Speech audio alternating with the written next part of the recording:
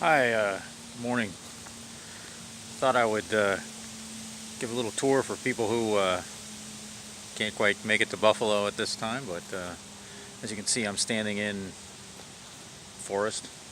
There's bike paths behind me, kind of a junction here, and yeah, I thought I would just sort of show you this setup at my new house for those who might be interested.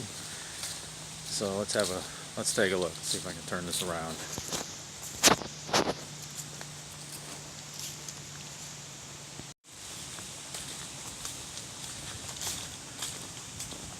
So that path I'm on goes back into these woods here and goes around a couple of lakes, and it's pretty magnificent. This path, if we keep going, will pop out onto one of the nearby roads that I can then go to work on. So, like when I commute. So it's nice for that. This particular little one right here goes off to the cul-de-sac where I live. If you look at a map of Buffalo, you'll see that there's not many cul-de-sacs at all in the whole area, at all, except somehow I seem to have got one.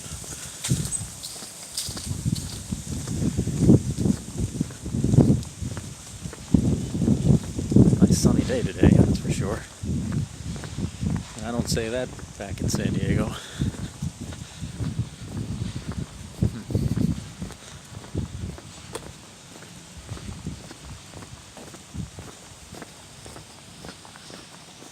Alright, there's my house right there. Gotta note the snow pole on the fire hydrant. Also, don't park in front of that if you ever come here.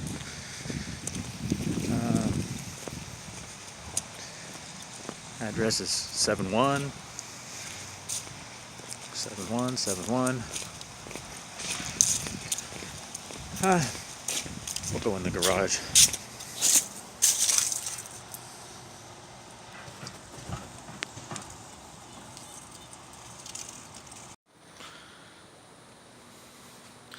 So there's the garage. Pretty unfinished. You can see that when I moved, I put all my stuff here, and there was still enough room for a car. The crazy thing about this garage, it's got a really nice opener, but the crazy thing about it is when the opener closes, the door,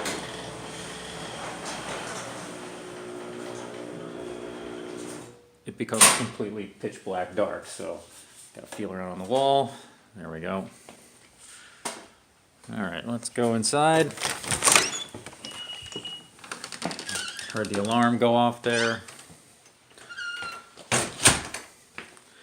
So this is the foyer. It's sort of important. Here's a weird bathroom with the sink that's supposed to be there, but it's actually there. Hi, it's me again. This is actually an important room because now we have a bunch of shoes. This isn't even the full collection. So sit down, change to some indoor shoes. You can see over there is the sunken living room, which we're not super keen on the sunkenness of it. We're interested in making that not sunk. You can see over there how that looks. Just some random stuff lying around because we haven't really put it away. Look out our front window, not bad. Still worth having some curtains. But what's really spectacular about this house is the look out the back windows. So there's the view out the back.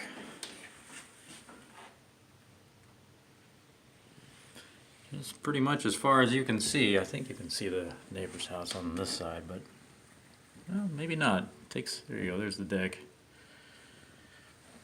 So this is the kind of dining room. The floor is terrible. Yeah, terrible. We come to the kitchen, which is also terrible. Let's turn the light on or two. See some of my stuff actually here and being used. It's very nice to use the microwave again. But again, that view out the window is Well, that's something special. As far as you can see there. And that bike path we were just walking down is just right at the back of my yard there. So there's a bit of a beaver's nest over there with sticks and stuff, and then a drainage trench, and then the bike path. So yeah, everything in this kitchen is terrible, except maybe the plates on the switches, because I just changed them. But yeah, the cabinetry is just awful and doesn't even match, and yeah, I don't know what these guys were thinking. Here's my little office. It's being crowded with all of my souvenirs from northern Canada. You know, see any English in that?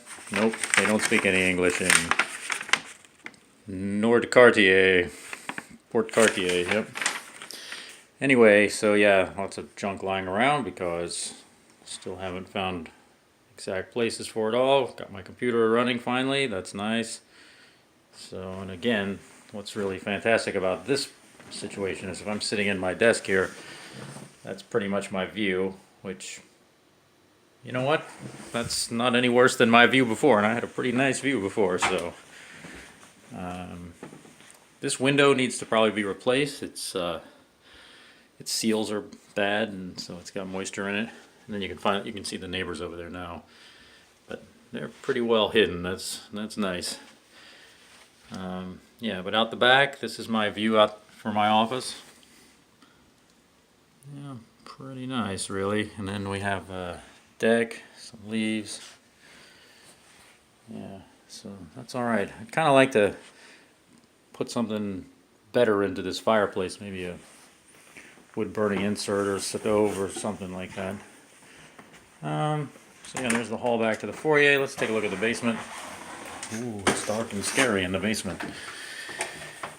But, you know, it's improving for sure. This room is interesting because it is quite dry. They actually had a bed in here. And they put this, you know, hokey stuff on the ceiling to cover the joists. It could be worse. I've seen worse. You can see I'm is that my shadow? You can see that I'm pulling down miles and miles. Here, I'll show you a better example of cable, mostly coax, from terrible installations of you know, various services. I have a fancy dryer, I have a decent washer, a sump, that's important here because we live basically in a, I don't know, northern swamp, so you always have to keep bailing out your basement like it's a boat. This dryer I just installed, you know, you're looking at this maybe and thinking, well, that looks pretty professional. It's like, yeah, that's because I just did it, because the people who were here before me had some, you know, 25 feet of kinked flexi hose, which just, oh my god, just lucky they didn't burn the place down. You know, a lot of room down here, all clean, all pretty dry. I think they had problems. You can see this stuff on the wall is like special problem fixer, but as far as I can tell, problem fixed. They have this thing here that constantly ventilates, so they had some professional help to help them, and I think it worked. So I'm pretty happy with the basement. A lot of space. Here I am in this in the lower part. You can see that it's not very much headroom here, and that's because that's the lowered floor. So yeah, I wouldn't mind putting that back to the level that the rest of the floor is at. All right, back upstairs.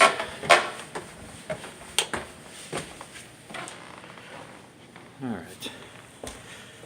And like just about every house in this area, it's 2 stories, so not including the basement. Even though it says 1 story on the survey map, let's not worry about that. And there's a lot of bad paint jobs in this place. So this house has these windows, which actually have a pretty nice view, and as you can see, they let in light. This window over here has a pretty nice view of the neighbors, but still, not too bad, not too bad. We got these idiotic old school intercoms. I'm going to see if I can switch those out to be, take the wiring and change it to Ethernet runs. But here's what I'm talking about with the miles and miles of coax, which, oh man. But yeah, look at the color of this room. They tried to make a chalkboard with chalkboard paint, but they didn't realize that that stuff doesn't actually work. Certainly not on this kind of finished wall. But they also love to paint things black and dark colors. So, you know, black inside the closets. Now that's a new one. And their painting skills were, you know, pretty much awful. Like, they were some of the worst painters I've seen. Oh yeah, well here's the big example of that. Even just super easy stuff, like just scrape that off, guys. I mean, it's super easy, but they didn't, so their loss will be my gain, I hope. Here's the bedroom we're sleeping in now. Isn't that a nice color? And the closet is black. Go figure. But none of that matters because you can repaint all that. There were butterflies on the wall too. But look at the view. Like, that's the view you wake up to, which, you know, hey, I'm pretty thrilled with that. Yeah, this window's bad too, but it'll be replaced. Yeah, super nice. Super nice to watch the fall start. And well, we didn't get to watch it start here, but we did get to watch it kind of from the middle here. So here's the master bedroom. These closets are not black, so good job on that for whoever did the color coordinating. I got a bunch of junk on the floor because I'm still organizing what to do with my clothes. A lot of these rooms don't have lights, so we bought a bunch of those. They work pretty well. All LED bulbs, which are a thing now, which is great. But yeah, the view out of this room is just as amazing, so yeah.